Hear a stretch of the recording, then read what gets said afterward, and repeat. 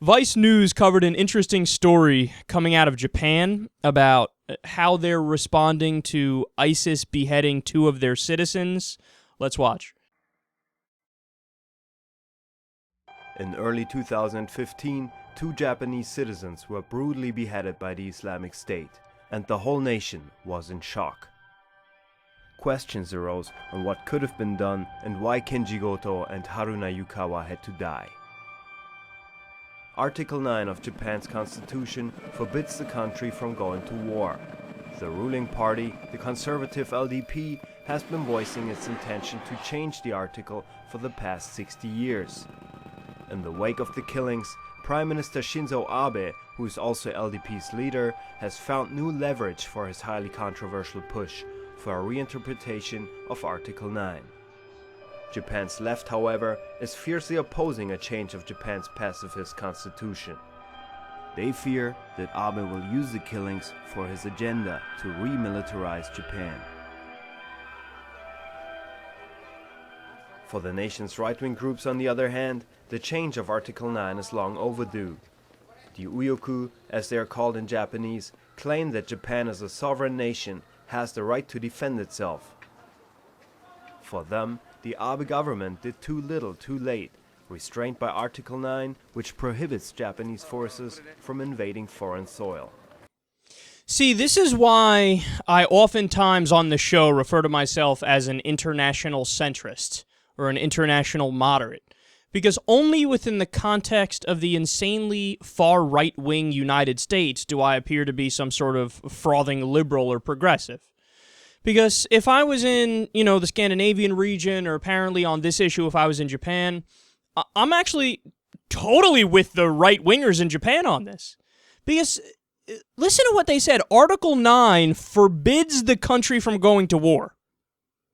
Forbids it. And the left is defending that. It's like, wait a second, but so there's never a situation in which war is justified? Never. That means that they codified into law that they will be a pacifist nation. Pacifist. No, see, I'm a non-interventionist, not a pacifist. So what non-interventionism is, that means that I will not fuck with you and I will not do any offensive wars, but if we need a defensive war to protect our country, I'll absolutely do it. But the left there is defending pacifism and defending Article 9. And the right is saying, well, why shouldn't we just have the right, as every other country does, to defend itself? And shouldn't we codify that into law that we can defend ourselves if need be? So I'm totally with the right there. And this is why, again, I refer to myself as an international centrist, because I think that the strain of thought that comes out of this show really is true centrism or true moderation.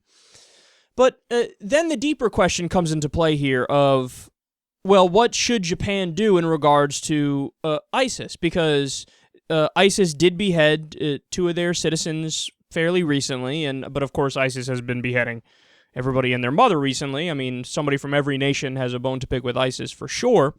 So is that a more complicated question as to whether or not they should launch an offensive against ISIS? Sure. I think that is a more complicated question. They should probably debate it within their governmental system, and whichever side wins, and take it from there. But look, I want to be clear about the proper response, in my opinion, to ISIS. Now, you guys have heard me say repeatedly, I don't think the U.S. should get involved because we're so spread out. We've already been in too many wars. We still are in too many wars. We still have this thing going on in Afghanistan. I don't know if you missed that. We're still there. We still do drone strikes in Pakistan and Yemen and Somalia. And according to our intelligence agencies, ISIS does not pose a threat to the country. So that's my standard, and it doesn't meet the bar in order for us to go after them in that way. But does that mean that I think that nobody should go after ISIS? Of course not. And look, this is where I part from some liberals and some progressives who might say, not only do they want the U.S. to have a hands-off approach, which I agree with, but they might go a step further and say, I think that nobody else should get involved either. No, there I'm like, that's too pacifist and non-interventionist and liberal in many respects. What I would want people to do is the countries in the region should get involved, and to their credit, they are. right? So Egypt has gotten involved, Jordan has gotten involved, Iran and different Shiite militias have gotten involved. That's great. I love that fact. We now hear today that France is doing a lot of airstrikes now. They're picking up with their airstrikes, and they're now using American aircraft carriers, so they're working together in that respect. I like the fact that France is getting involved. They also, as we've spoken about before, have fought in northern Mali, because northern Mali is an al-Qaeda stronghold. I like the fact that they're doing that. And Australia got involved a little bit, and Japan, they're considering it and considering making this change, and I would be fine with that too. Basically, the response that I think makes sense for ISIS is for everybody but the U.S. to get involved. Why? Because we've already been involved so much in so many places, and we've proven that we make the situation worse because we're not very good at this whole targeted strikes thing. So if you want to have our intelligence people help you out in one way or another, if we can provide assistance in a humanitarian way or whatever, I'm fine with that, whatever. But when it comes to actually doing the fighting, yes, I like the fact that other nations are finally stepping up, and I would like the other nations to take the lead. So this was a very interesting report coming from Vice News about how Japan is now considering getting involved in the fight against ISIS.